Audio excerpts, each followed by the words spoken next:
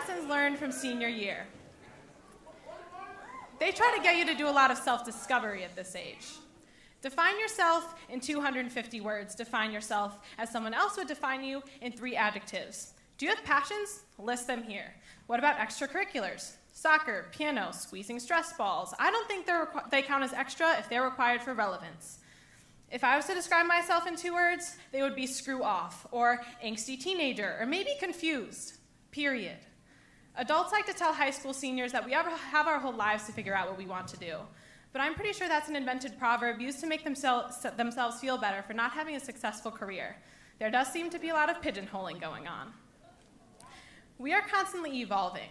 College applications and the new season of Skins, the British version, can't possibly keep up.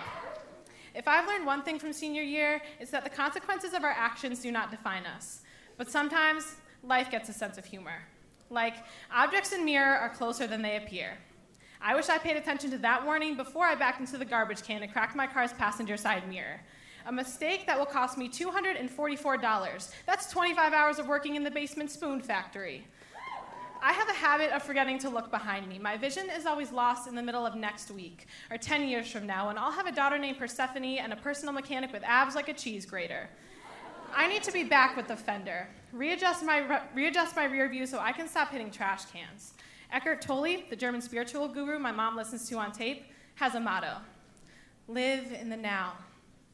Yo, Eckhart, come correct next time you try to philosophize while I'm running sprints with the baseball team, struggling to remember how to breathe. Or when now is my first all-nighter writing an essay about medieval monastic orders. It's hard to write and meditate at the same time, Eckhart. Don't ask a monk or a poet. I'd rather be under a maple tree composing names for future children. Eliza, Jaden, Charlotte, Henry. If there's one thing I've learned from senior year, it's that no episode of Teen Mom ends well, so I'd better be careful what I wish for. Stop wishing to be anywhere but my own body, to be everywhere at once. If there's one thing I've learned from senior year, it's that bodies aren't meant for space travel. They're meant to dance at highlighter raves. To define my personality in 3 adjectives would be to draw the short straw. I am more than the summation of past mistakes and advice regurgitated by calc teachers and the jerk who appraised my mirror. The shards will be there for years, but if I've learned one thing from senior year, it's that when life hands us lemons, we make mics hard.